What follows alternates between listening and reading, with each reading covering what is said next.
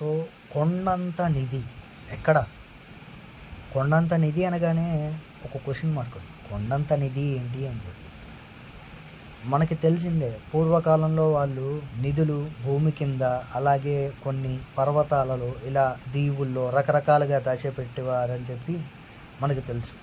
మన ఇండియన్ కల్చర్లో చెప్పుకోవాలంటే గుళ్ళలో దాచిపెట్టేవారని, లేదా ఇంటి కింద భాగాల్లోనే బావుల్లో ఇలా దాచిపెట్టేవాళ్ళని చెప్పి, వారు తప్ప ఇంకొకళ్ళు తీయడానికి వీళ్ళని కట్టుదిట్టమైనటువంటి నిబంధనలు పెట్టేవాళ్ళని చెప్పి తెలుసు. అయితే మనకి ప్రపంచ చరిత్రగాంచినటువంటి కథనాల్లో ఒక కథనం ఈ కథనం. దీని పేరు ద మిస్టరీ ఆఫ్ ఓక్ ఐలాండ్. అంటే ఒక కొండంత నిధి ఈ ఐలాండ్లో ఉందంట.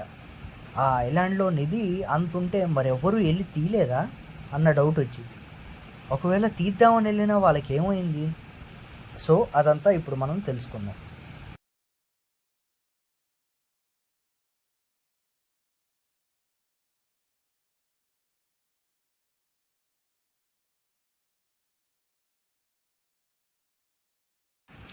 మిస్టరీ కథనాల్లో ఒక రకమైన కిక్ ఉంటుందంట.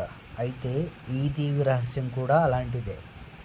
ఏంటంటే 18వ శతాబ్దంలోని కెనడీ చెందిన ఒక దీవిలో సముద్రపు దొంగలు భారీ నిధులను దాచేవారన్న విషయం బయటకు వచ్చిందంట ఒకరోజు. కానీ ఎక్కడ దాచారన్నది మాత్రం తెలీదు. సో ఆ ఐలాండ్లో అయితే నిధి ఉంది. సో ఆ నిధి ఎక్కడుంది అని చెప్పి ఆ నిధిని వెతకడానికి చాలామంది వెళ్ళారంట. కేవలం నిధి ఉంటేనా, కానీ ఆ నిధితో పాటు చాలా విలువైనటువంటి కళాఖండాలు కూడా దాచారంట. అయితే ప్రపంచ ప్రసిద్ధిగాంచిన రచయిత అయిన షేక్స్పియర్ గారు రాసినటువంటి హోలీ గ్రెయిల్ అనే పుస్తకం, లేదా ఆర్క్ ఆఫ్ ది కోవియంట్ అనే బుక్ కూడా అందులో ఉందని తెలిసిందంట. వందల ఏళ్ళగా వేరెవ్వరూ ఈ ప్రాంతాల్లో తవ్వకాలు జరపగా రకరకాలుగా వీళ్ళకి కొన్ని శిలాఫలకాలని, వస్తువులన్నీ దొరికాయంట.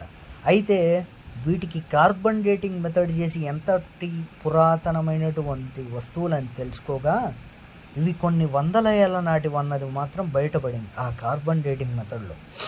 అయితే మనం ఇక్కడే స్టే చేసి దీన్ని ఎలాగైనా బయటకు తీయాలని చెప్పి ట్రై కూడా చేశారంట. కానీ వాళ్ళకి అది దొరకలేదు. కానీ మొదట్లో పరిశోధకులు ఒక ఏరియాలో డిగ్ చేశారు కదా, ఆ డిగ్ చేసిన ఒక ఏరియాని, ఏదైతే ఆ ప్లేస్ ఉందో దానికి ఒక ప్లేస్ ఉంది.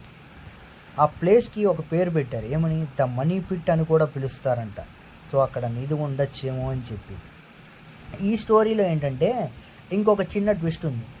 నిధి దొరకాలి దొరకాలి దొరకాలి అని చెప్పి తవ్వకాలు జరిపారు, నిధి దొరకలేదా, మరి అక్కడ నిధి లేదా అన్న డౌట్ రావచ్చు. కానీ ఆ నిధి దగ్గర ఒక ట్విస్ట్ ఏంటంటే, ఆ నిధికి ఒక శాపం ఉన్నట్టు, ఆ నిధి కోసం వెతికితే వారిలో 7 చనిపోయాకే ఆ నిధి దొరుకుతుందన్న నమ్మకం ఒకటి ఉంటుందంట. అయితే తవ్వకాలు జరపడానికి వెళ్ళిన వాళ్ళలో ఇప్పటి వరకు 6 చనిపోయారంట. సో నెక్స్ట్ ఎవరు చనిపోతారో, వారు చనిపోయాకే నిధి దొరుకుతుందా అనే ప్రశ్నలు ఆసక్తి రేపుతున్నాయి. సో ఇప్పుడు ఒక 10 మంది తవ్వడానికి వెళ్ళినప్పుడు ఒక 6 చనిపోయినాక 7వ వ్యక్తి చనిపోతే తప్పితే ఆ నిధి దొరకదు. సో 6 చచ్చిపోయాక వాళ్ళు ఇంకా ఇంతమంది చచ్చిపోయాక మేము ఎందుకు ఉండాలన్న ఇదితో కొంతమంది వెళ్ళిపోయి ఉండొచ్చు, లేదా కొంతమంది ట్రై చేసి కూడా ఉండొచ్చు. సో ఇంకా ముందుకు వెళ్తే స్టోరీలో అసలు నిధి ఎవరు దాచారు, ఎందుకు దాచారు? అయితే ఈ ప్రపంచంలో గుప్త నిధుల ప్రదేశాలు చాలా ఉన్నాయి. మన తెలుగు రాష్ట్రాల్లో కూడా నిధుల కోసం పాత కట్టడాల దగ్గర అక్రమ తవ్వకాలు జరుపుతూ ఉంటారు. అయితే ఓక్ దీవిలో ఒక నిధి అంతా ఇంతా కాదు, కుప్పలుగా ఉందనే నమ్మకం ఉందంట. ఓక్ దీవి అమెరికా పక్కన సముద్రంలో ఉంటుందంట. పూర్వం సముద్ర దొంగలు నౌకల్లో అక్రమంగా ప్రవేశించి వాటిలో ప్రయాణించిన వారి దగ్గర ఉన్నటువంటి నిధులు, డబ్బు, నగదు అన్నీ లాక్కొని తాము కొల్లగొట్టిన నిధులన్నీ పూర్తిగా సముద్రంలో ఉన్నటువంటి ఈ ఓక్ దీవిలో తీసుకొచ్చి దాచిపెట్టేవారంట. సో ఈ నిధి ఎక్కడి నుంచి వచ్చింది? సముద్ర దొంగలు తెచ్చిపెట్టారు.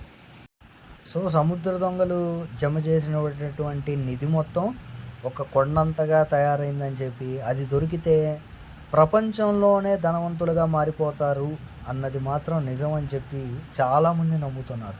ఇప్పటికీ ఈ నిధి కోసం అన్వేషణలు, తవ్వకాలు జరుగుతూనే ఉన్నాయి. సో ఈ నిధి సంపాదించాలంటే ఒకటే దారి, వెళ్ళిన వాళ్ళలో 7 చచ్చిపోవాలి. 7 చచ్చిపోతే కానీ ఈ నిధి దొరకదు అన్న శాపం ఒకటి ఉందని కూడా గట్టిగా నమ్ముతున్నారు. సో చూద్దాం, 200 సంవత్సరాలు పైగా హిస్టరీ ఉన్నటువంటి ఈ నిధి ఎప్పుడు దొరుకుతుంది, అసలు నిధి అన్నది ఉన్నదా లేదా, ఉంటే ఎక్కడుంది, అది ఎప్పుడు వస్తుంది. Let's wait and see.